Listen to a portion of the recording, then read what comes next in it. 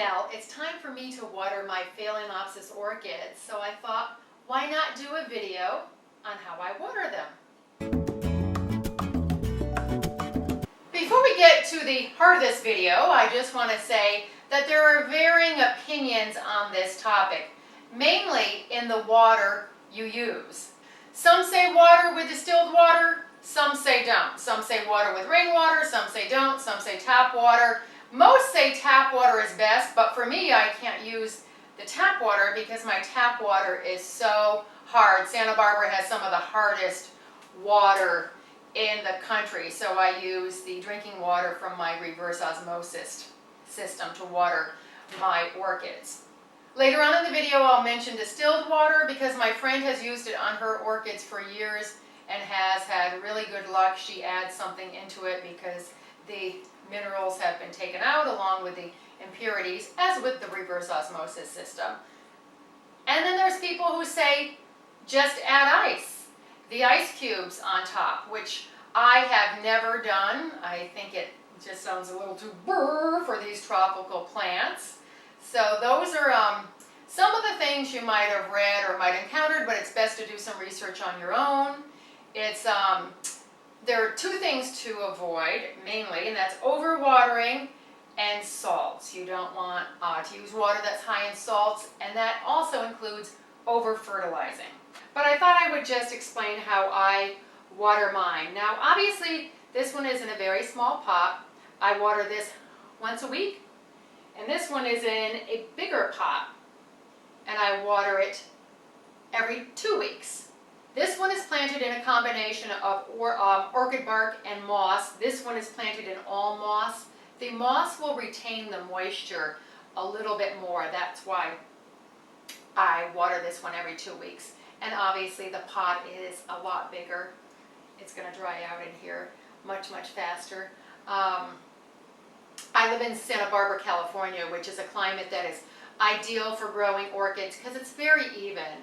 My house right now is about 76 degrees. In the summer it can get up to 80, 85 depending on how warm it is, but our evenings cool down.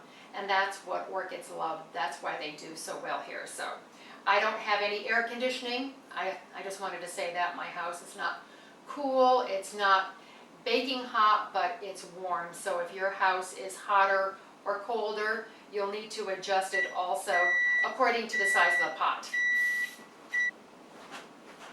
Darn, I was cooking potatoes and the timer went off. I was on a roll, huh? So, if your house is air conditioned, colder, you may not have to water it as often. If it's hotter, if the evenings stay really, really hot, you might have to give it a little more water also too, depending on the size of the pot and what it's planted in. So I simply run water through it. I have a water conditioner. So I take it over here and I just run the water through the orchids. I let it thoroughly drain out. Sometimes I'll put it down the sink. This one's a little tight. It's actually, this is a darling orchid. That's what this series is called. And it's actually pretty top heavy, so it doesn't stand up too well by itself. Oops, there it goes. We're going to do the same one to this. Just run it through on both sides. Make sure it's good and soaked.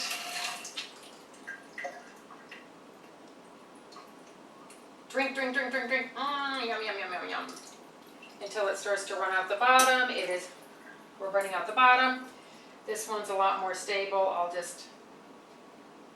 Well, I thought so. I'll put it down here until they thoroughly drain out, and that is all I do. But I just wanted to show that to you because it's important to let it drain through. Orchids do not like to sit in water. If you need to increase the humidity, what you can do is get a tray, put pebble in it, and then put the orchid on top of the pebble so it's not sitting in any water. So as soon as these thoroughly drain out, I am going to get them back into their containers and back into their spots, and that is it for a week and 2 more weeks. Very, very simple. I live a few blocks away from the ocean and I have my windows open all the time in the warmer weather, so they're naturally getting that humidity that they love. If your air is drier, your home is drier, you might have to water it a bit more. Now, most people overwater Phalaenopsis. They think, oh, every 2 or 3 days. No, no, no. Once a week at the most. This one, as I said, gets it 2 weeks, and you want the water to thoroughly drain through. So don't think, oh, I'm going to water my orchid every 3 days because it'll be like a tropical rainforest.